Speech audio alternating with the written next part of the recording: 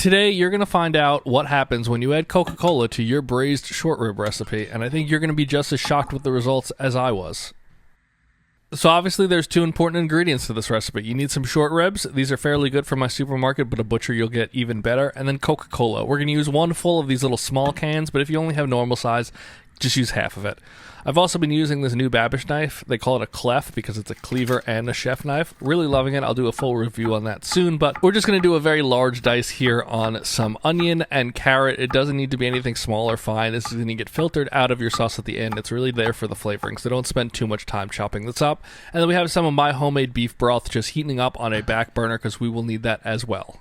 We're going to now brown off the short ribs. I have them in a mixture here first of a little bit of flour mixed with some salt just to help with the browning. You do not need to do that. I also, most of the time, I don't even think you need to brown the short ribs. I think your results will be just as good, but we are going to brown them. It's going to take about 5 to 10 minutes. Just move them around a little bit. You don't want anything burning in here because those burnt flavors will roll over into the rest of the dish. So once I get it about that far, that's as far as I want to take it to not risk burning. And then we're going to throw in the carrots, onions. We're going to let those sweat down for maybe 2 to 3 minutes, a little bit of salt, and then we're going to proceed with the next parts of the braising liquid. As you can see here, we got a little bit of fond forming that's not coming up very easily, so we're going to deglaze this now with about 1/4 of a cup of red wine. Use the wine of your choice. Some people also use white wine at this point, so use whatever you're comfortable with, or honestly, whatever you have. Just give that a light stir, try to break up anything stuck on the bottom. You don't need to overly reduce this because it's not a ton to start with, and these flavors will be very nice. And then at that point, I'm going to put the ribs back in. I like to use the carrots and onions here. No celery, as you may have noticed. I don't really love celery in this dish, but that's why I didn't include it. Sometimes I have. But just lay those in. I like to use them as kind of a bed to stop the short ribs from sitting right on the very hot bottom. And that's when we're going to add in that full can of Coke. As you can see, it immediately starts to really give a nice dark, rich flavor to this dish. And now we're just going to top it off with that beef stock. You want to pour in enough that all you have remaining is just the very, very tops of those 3 pieces of meat. That's right about where I want to take it. I added a little more in off camera, but as you can see now, I'm going to just kind of settle them down in a little bit. And then I'm going to make a little cartouche here out of some parchment paper. This will just help keep them wet and submerged for the first hour or so of braising.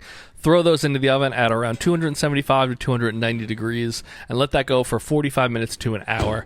Now I'm going to pull those out. Here we are after the first hour. We're just going to remove that cartouche. See, it kept everything from getting overly browned and overly reducing, which is what I wanted.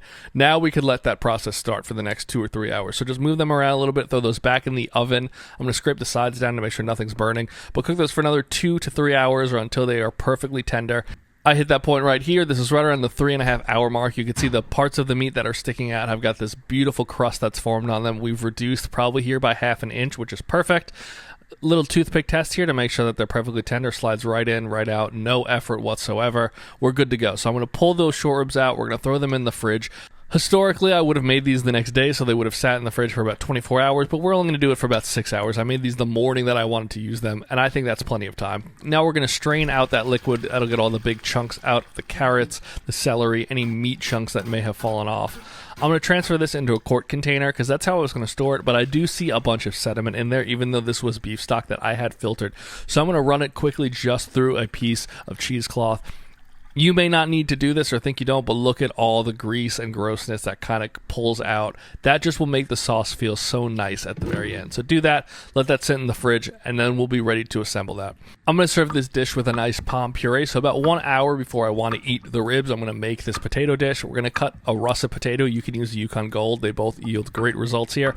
Into a very fine, consistent dice. And then we're going to boil these pieces for about 20 to 30 minutes until they're fork tender and are able to be turned into your potatoes. You can use instant if you want. You could use polenta. Anything you really want to serve your short rib over that will soak up that sauce is fine. Once we have those fully cooked, though, I'm now going to do multiple steps to make these beautiful, fine mashed potatoes. I have another video about how to do this also, but first I'm going to put them through a potato ricer, and then we're just going to push them here through a fine mesh strainer, and that's it. That's all you need to do. I know it takes a bunch of extra steps, but trust me, it's worth it in the end. Try to not get it all over your towel, but you could do this well in advance, and now we're going to heat up equal parts milk and cream and just mix that in there until you get the consistency you're looking for. You can see right away it comes together and becomes this beautiful smooth dish. These are not clumpy mashed potatoes. These are not your store-bought. You can see how absolutely rich and perfect they are. There are no clumps in there. They are fantastic. Hit them with a little bit of salt. a little more cream, and then once you get the consistency you like, we're going to throw in 1 to 2 tablespoons of butter. I'm going to add a little cream also just to help that melt, and mix that together. And the great thing is you can now store these before you're done cooking for a good hour or two. I just heat up my oven to the lowest it goes, 150, 170 degrees, throw a lid on these, and then throw those in there, and they will be fine sitting waiting for you to finish your dish. That's all you need to do. Put that off to the side, and now we could start to finish up those short ribs to make sure they're perfect for service. So now to get this process started up, we're going to take all that sauce that we separated before, throw it back into any vessel you want. I'm just going to use that same Dutch oven because it's still dirty, and that just makes my life easier. And we are going to reduce this by 90%. That will turn this into the perfect sauce, almost like a glaze. So just let that do its thing for about 20, 30 minutes. Once you get down to that point where it's almost there, I'm going to throw these short ribs back in. You can see they've dried. They're fully hard. That's totally fine. That's what you want. Those flavors have enhanced while they've been sitting around. So just throw those in. I'm going to spoon a few spoonfuls of liquid over them just to get a little moisture back into them. And then we're going to cover this and let it cook and simmer for about 15 minutes. Leave a little crack in the lid so some evaporation could happen. But look at those. They're perfect. The sauce now has really thickened up. You can keep letting this go for another 5 to 10 minutes. Flip those ribs around, get all sides really kind of submerged and warm. But this is perfect. The sauce is the consistency you want. It has body. It has mouthfeel. So we can now serve this up. Just take that palm puree that's been sitting in your oven. It's perfect still. It's warm. If you need to heat it up a little bit more, you could just throw another splash of that hot cream into it, and that'll really bring it back to life, but you do not need to do that. I'm going to create a little hole there in the middle just so the short rib sits in there perfectly and all that sauce stays with it. And then just spoon that right onto the top. Give it one more spoonful of that sauce from the pan, and you are good to go. You don't need to drown it at this point because the sauce is very potent. Hit it with a little bit of chives at the very end, and that's your entire dish. It's simple, it's delicious, but it takes hours, but it is so worth it. And the most important part now is, how does it taste? I've never made a cola glazed short rib before, so I don't really know where this is going to go, but it is so much sweeter, but not in an overly sweet way.